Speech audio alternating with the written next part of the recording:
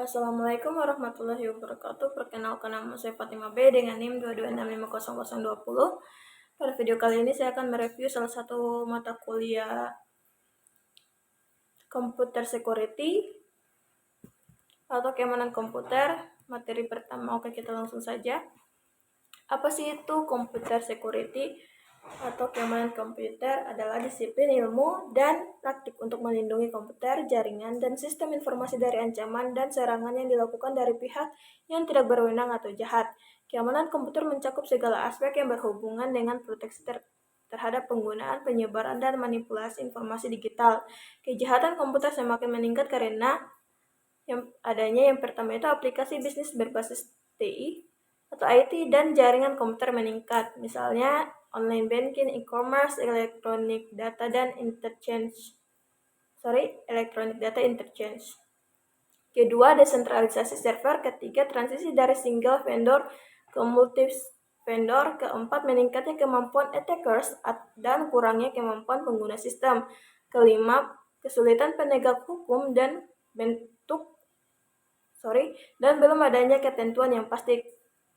Keenam, semakin kompleksnya sistem yang digunakan, semakin besarnya source kode program yang digunakan. Ketujuh, berhubungan dengan internet.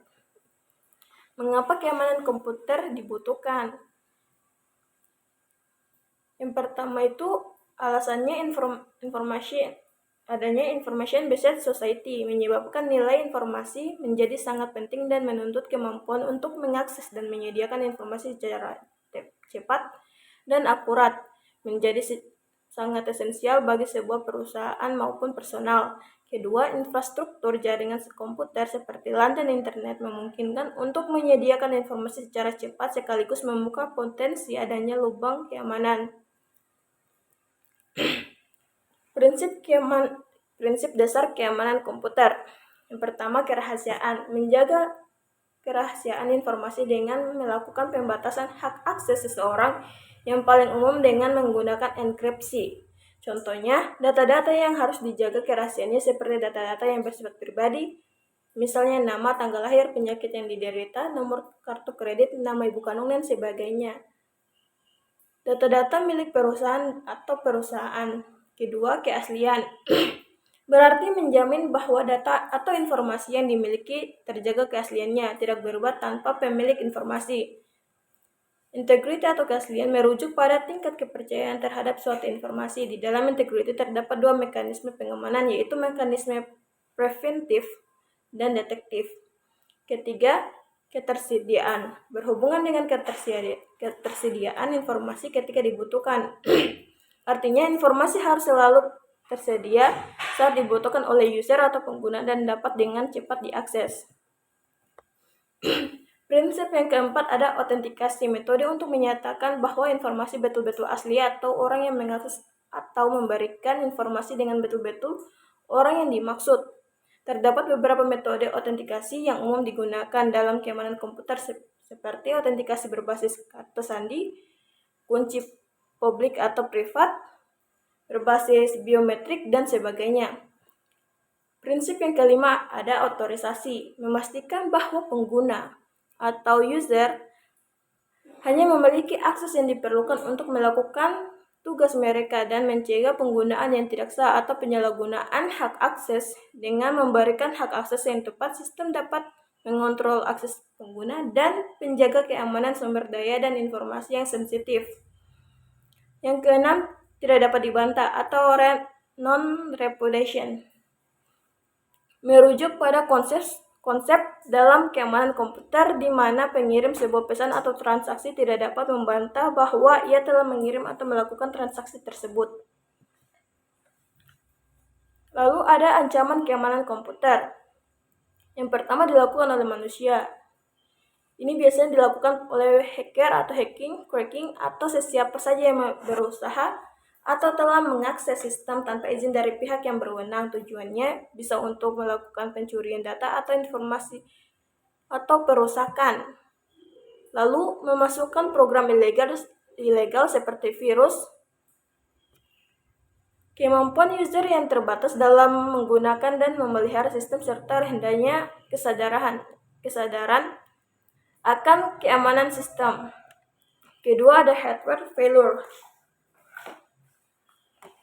Adanya hardware failure tidak stabilnya suplai listrik dalam jangka waktu panjang sehingga mengakibatkan kerusakan pada perangkat. Terjadinya korsleting listrik yang dapat mengakibatkan terhentinya proses sistem atau bahkan kerusakan sistem. Lalu segala macam bentuk gangguan fisik yang berdampak langsung maupun tak langsung terhadap perangkat. Ancaman yang ketiga adalah software failure.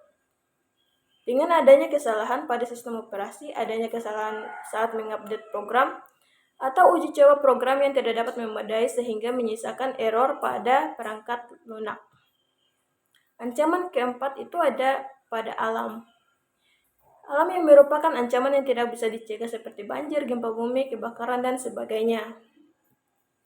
Nah, di sini ada ancaman keamanan komputer menurut David Ickoff, yaitu analisis insiden keamanan di komputer tahun 1989 sampai 1995,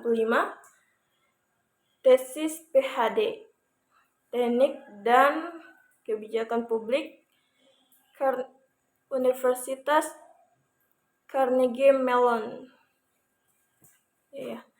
Tahun 1997 berdasarkan lubang keamanan, ancaman keamanan komputer dapat diklarifikasi menjadi 4, yaitu pertama, keamanan yang bersifat baik, termasuk akses yang orang ke gedung, peralatan, dan media yang digunakan. Contohnya, denial of service dilakukan misalnya dengan mematikan peralatan atau membanjiri saluran komunikasi dengan pesan-pesan yang dapat berisi apa saja karena diutamakan adalah banyaknya jumlah pesan.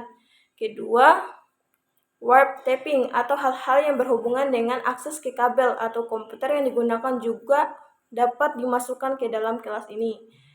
Yang ketiga ada silent flood attack, di mana sistem yang dituju dibanjiri oleh permintaan sehingga dia menjadi terlalu sibuk dan bahkan dapat mengakibatkan macetnya sistem atau hang.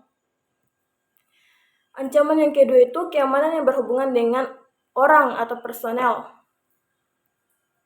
Contohnya identifikasi user atau username dan password. Kedua, profil resiko dari orang yang mengakses yang mempunyai akses atau pemakai.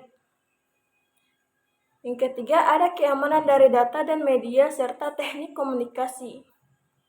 Misalnya enkripsi, firewall, VPN. Keempat, keamanan dalam operasi, adanya prosedur yang digunakan untuk mengatur dan mengelola sistem keamanan dan juga termasuk prosedur setelah serangan. Lanjut, security attack model serangan keamanan. Menurut William Stalling, Network and Internet World Security Pentile serangan attack terdiri dari yang pertama itu ada interruption ya. Perangkat sistem menjadi rusak atau tidak tersedia. Serangan ditujukan kepada ketersediaan dari sistem. Contohnya serangan adalah denial of service attack. Yang kedua ada interception, yaitu pihak yang tidak berwenang berhasil mengakses aset atau informasi. Contohnya dari serangan ini adalah penyadapan.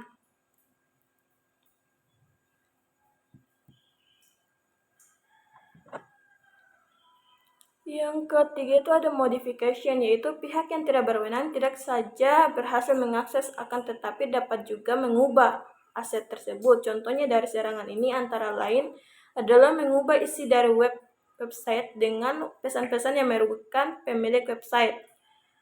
Keempat ada fabrication, yaitu pihak yang tidak berwenang dapat membuat hardware atau software palsu untuk mengontrol sistem. Contohnya dari serangan sejenis ini adalah memalsukan hardware seperti aslinya dan atau memalsukan pesan-pesan palsu seperti email palsu ke dalam jaringan komputer. Nah, di sini ada security breach accident. Saya ambil 5 contoh saja. Yang pertama, SolarWinds supply Chain Attack tahun 2020. Serangan cyber ke SolarWinds, sebuah perusahaan perangkat lunak yang memproduksi alat manajemen jaringan dan infrastruktur IT. Serangan ini memungkinkan peretas untuk mengakses dan mengambil ahli sistem di perusahaan-perusahaan besar seperti Microsoft, FireEye, dan Departemen Keamanan Dalam Negeri Amerika Serikat. Kedua ada Facebook. Cambridge Analytica skandal tahun 2018. Perusahaan konsultan politik pengumpulan data pribadi lebih dari 87 juta pengguna Facebook tanpa persetujuan mereka untuk membantu kampanye politik tersebut. Yang ketiga ada Capital One Data Breach tahun 2019.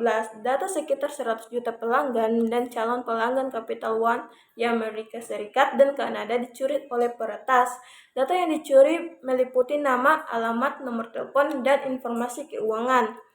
Yang keempat ada Marriott International Data Breach tahun 2018. Informasi pribadi sekitar 500 juta tamu Marriott di seluruh dunia, termasuk nama, alamat email, nomor telepon, dan nomor password dicuri oleh peretas. Dan yang terakhir Equifax Data Breach tahun 2017. Informasi pribadi sekitar 143 juta warga Amerika Serikat termasuk nama, alamat, tanggal lahir, nomor jaminan sosial, dan informasi keuangan dicuri oleh peretas. Di sini sudah ada beberapa kasus nyata akibat dari jebolnya sistem keamanan komputer di Indonesia. Yang pertama itu ada pembobolan situs web KPU pada pemilu 2019. Yang kedua serangan ransomware WannaCry pada tahun 2017 yang menyerang banyak institusi dan perusahaan di Indonesia. Ketiga, pembobolan situs web Kominfo oleh hacker pada tahun 2016. Yang keempat, pembobolan situs web Bank Mandiri pada tahun 2015. Kelima, serangan di DOS pada situs web BCA pada tahun 2014. Keenam, pembobolan database warga negara Indonesia di Malaysia pada tahun 2013. Ada pembobolan situs web PT Telkom pada tahun 2012. Kedelapan, pembobolan situs web Universitas Gadjah Mada pada tahun 2011. Yang kesembilan, serangan di DOS pada sistem web Indonesia pada tahun 2010. Yang ke-10, serangan Trojan Stuxnet pada instalasi nuklir di Iran yang melibatkan perusahaan asal Indonesia pada tahun 2010. Dan yang terakhir, kasus serangan hacker di situs web Mabes Polri pada tahun 2009. Oke, sekian dari saya. Lebih dan kurangnya mohon dimaafkan. Assalamualaikum warahmatullahi wabarakatuh.